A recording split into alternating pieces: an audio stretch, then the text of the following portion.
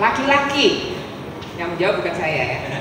Ibu-ibu dan bapak-bapak yang menjawab adalah laki-laki. Itu soal cara pandang. Cara pandang ini adalah cara pandang yang disebut dengan bias gender. Atau kalau bahasa feminisnya cara pandang patriarki. Menomorsatukan laki-laki dengan mengabaikan perempuan. Padahal dua-duanya anak.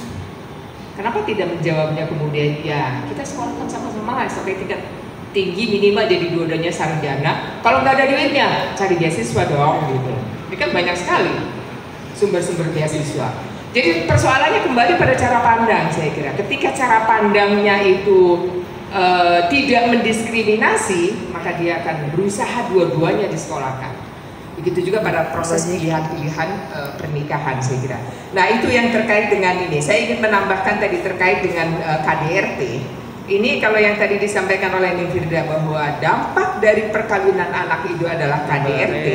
Ini sama persis dengan saya menambahkan datanya Komnas Perempuan pada catatan tahunannya itu menemukan angka KDRT itu tertinggi dibanding dengan kasus-kasus kekerasan yang lainnya.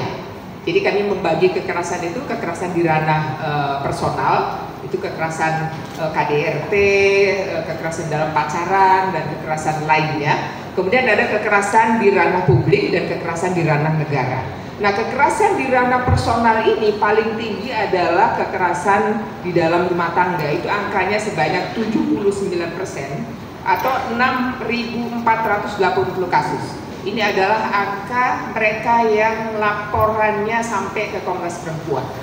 Di luar yang tidak melapor, dan dipastikan yang tidak melapor jumlahnya jauh lebih besar. Dari angka KDRT ini, tadi saya senang sekali Nifirda sudah menyebut bahwa KDRT, perkosaan di dalam rumah tangga itu ada faktanya, ada laporannya. Dari 79% kasus KDRT, itu 30%-nya adalah bentuknya kekerasan seksual. Kemudian 31%-nya tertinggi memang bentuknya adalah fisik, kekerasan fisik. Kemudian tertinggi kedua adalah kekerasan seksual. Kemudian 28% yang terbanyak ketiga adalah psikis. Jadi ini kita seringkali tidak mengakui bahwa tidak ada kekerasan di dalam rumah tangga itu, tidak ada perkosaan di dalam perkawinan itu, gitu. Ini fakta ini. Nah, selain itu tadi saya langsung masuk ya, waktunya terbatas terkait dengan pengasuhan.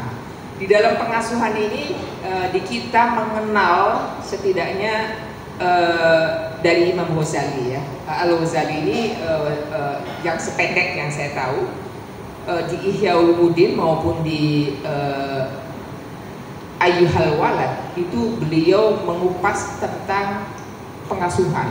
Jadi konsep pengasuhan menurut beliau, menurut Imam Ghazali ini anak yang dilahirkan dengan membawa potensi yaitu fitrah.